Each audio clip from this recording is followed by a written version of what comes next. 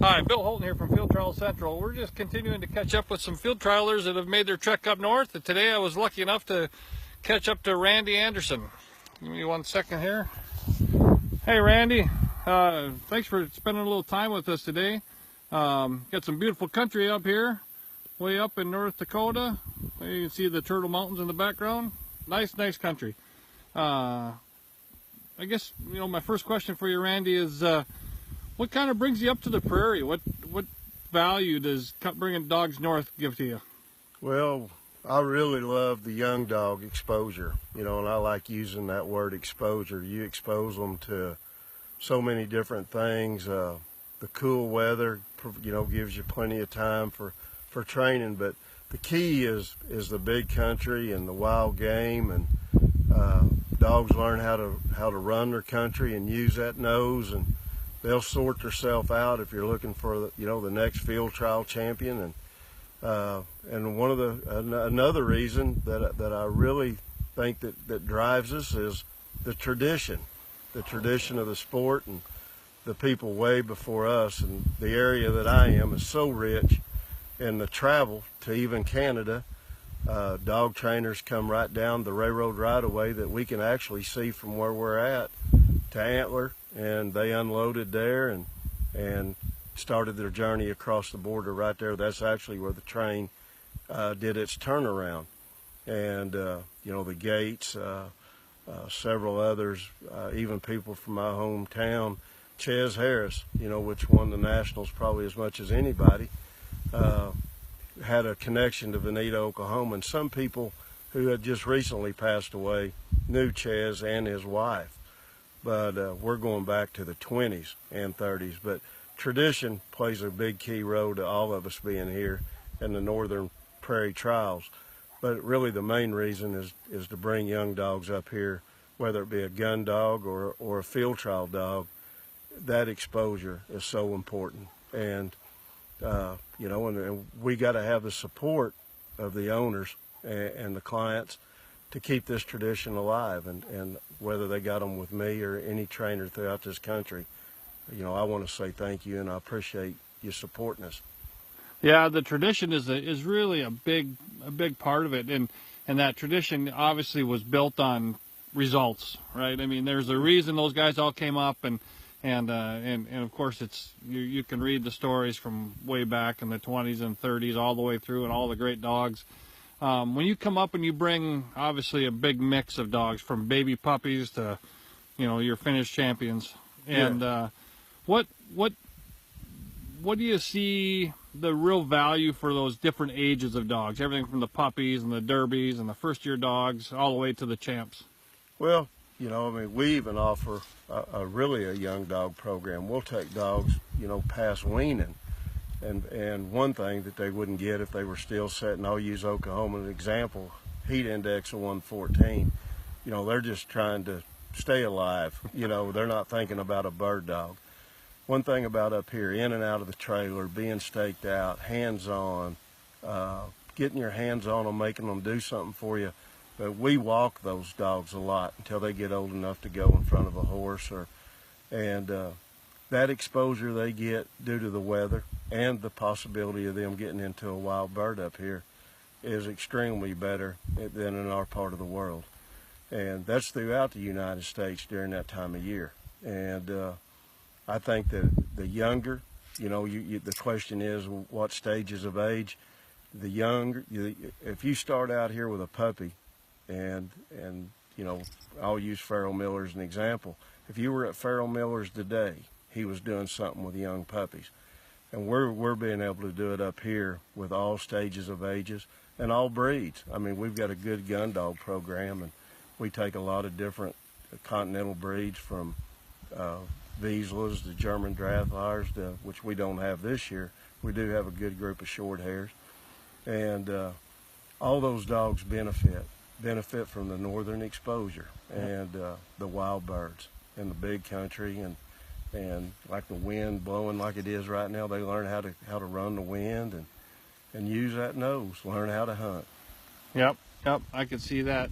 And you still run the, your championship string up here also on wild birds and get them ready for the field trial season? Absolutely. Yep. We run them. We get ready. We get prepared for those events. And that's coming up, and we'll start getting in a little bit of a crunch time here pretty quick with the older all-age dogs. And you take a day like today, we're still in the 60s, and we've still got a group of young dogs to run, and it's 1:22, and we'll get done here, and I'll jump on that four-wheeler and do a little conditioning. I mean, the day's going to do nothing now but go the other way. It's going to be cooler here in another hour, but absolutely, we're here. I'm here to field trial and to be prepared for those events. That's what I do for a living. And then I've got a good group of people here that's, working gun dogs and being a part of this program that allows me to be able to do what I want to do. Yeah. And, but yeah, like I said earlier, the tradition of the sport is the field trials is one of the reasons why I'm up here. Would I still be here if the field trials wasn't in the northern prairies? I still would be because of that development. Right. Yeah, that's one thing I kind of wanted to bring up is there's a history of people coming north, and I kind of wonder how was it that you ended up where you're at here today? I know you've come to other places up north, but how did you end up here in the foothills of the Turtle Mountains? Well, I wanted to be. I was in the southern part of North Dakota. Nothing wrong with it. I mean, every part of the state, every inch of it has value. But I wanted to be a little further north. When I was in the southern part, we were in a drought that year, and I'd look up here and they were getting rain, and then we would be, and temperature would be higher. I don't really recall, but let's use 90 as an example. They'd be 80. It seemed like it was anywhere from 5 to 10 degrees cooler, and I thought, I believe I want to get further north. And I would visit with some people, and a friend of mine who had bird dog interest, who had retired from a Ford plant in Kansas City named Lloyd Christopher, had been up here actually sharptail hunting from a horse with a group of people that they actually waterfowl hunted also. And he knew the family, and he said, well, let's take a drive up there. And on my journey up here was actually on a afternoon of Easter, and Tony Fowley asked me to deliver a puppy to you. Yeah, right. And we drove up here, and I pulled into a restaurant and was introduced to some people, and I said, I need grounds. They said, you got it. I said, I'm going to need oats and hay. You got it. And one of the important things I needed was a house. And they said, you got it. We're only a few miles out from the city of West Hope, real close, so close I can hear dogs barking when I fill up. But the town's been so supportive, even through the oil boom and before the oil boom. They were real supportive to what we do, and that's how I ended up here. And it seems like I never left. I mean, I see people at the grocery store, and it's like I never had left. It's not like, oh, you're back. It's like they seen me last week, and it's starting to feel more and more like that. But I enjoy this area. I do worry about the CRP. It continues to come out, and we still got a lot of country. Wish we had what we did 10 years ago, but maybe things have changed with that also. Right. Yeah, we never know what's going to happen with this ground, So hopefully that kind of stays the same or gets better as far as the population of birds go, and the CRP is awfully important. So, well, we kind of round up. What's your field trial schedule look like for the fall? Well, of course, go to Canada. Once I cross that border, I don't come back until we're done. I'll make the field trials at Mortlack and Stoughton and Manitoba. And it's at Manitoba. Every one of them, Mortlack being the furthest, and I kind of work myself back to camp, and Manitoba's just a few miles from camp. And then shortly after we get home, we start with the Mid-America Championship in Kansas.